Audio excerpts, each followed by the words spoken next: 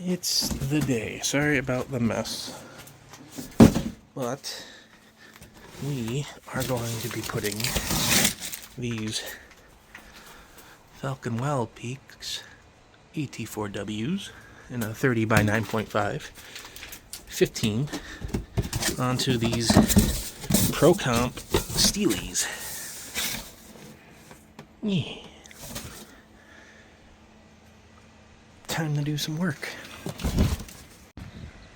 We're all loaded up. Oh, nestled in nicely. I'm gonna have to get that back in there. And if you didn't know, they're gonna be going on this thing somehow. We're gonna make it work. Tires are mounted and balanced. It is time to get these suckers on here.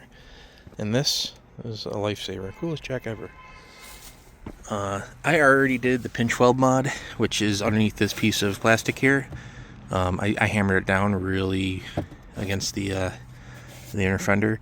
I will have to cut this out for these to fit, this little piece of plastic. So we're gonna get this in the air, get these off, measure everything up, and see what we got to do here.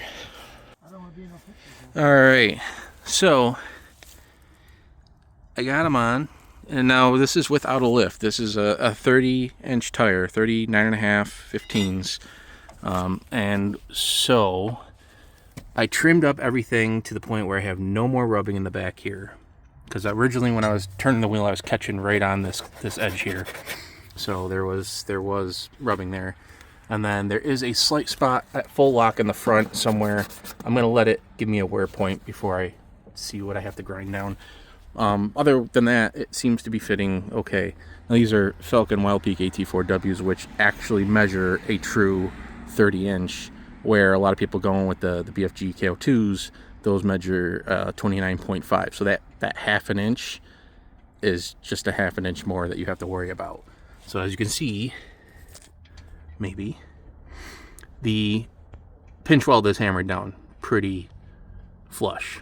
So no problem there. And then all I had to do was really grind a bit of that away. Now I've got the other side working on right now, and I'll show you more of what I ground down without the wheel on here. I have to test fit this side still to see if there's anything catching, but so far I've mimicked what I did over on the other side here. So that's where we're at. Alright, we're on our first test drive with these tires on, and everything seems to be going well. I don't hear any noises yet, but I haven't really gotten too far. I did have to do a little bit more modification on the passenger side. I'm not entirely sure why it was so significantly different, but it definitely was. Basically, the inner fender well, which I'll show you when I get back to the house here, I had to take out the entire back half of it because it was not cooperating. So I'll show you that and show you the final product here, but so far it seems to be driving pretty good. I'm not getting any straight line grinding or anything. There is a lift kit coming for this, so that will solve the rest of my issues, but as of right now I do not have it. So we'll see you back at the house. Alright, I wanted to show you on this side where I trimmed that piece. I basically just cut it right up all the way, and we still seem to be rubbing on this, and I turn right with the right hand side. The driver's side does not rub at all anymore, just on the passenger side, so I'm not sure what's going on with that, but I think it looks pretty good. Gives it a nice aggressive look.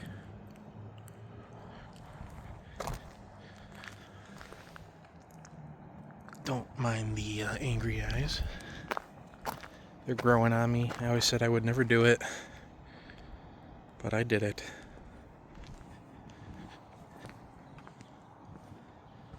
Obviously the rears have no issue whatsoever, and I do have the lift, the Rocky Road Outfitters coming, the 2-inch lift. So once that gets here, we'll see if that solves any of the rubbing issues that I currently have. Thanks for watching.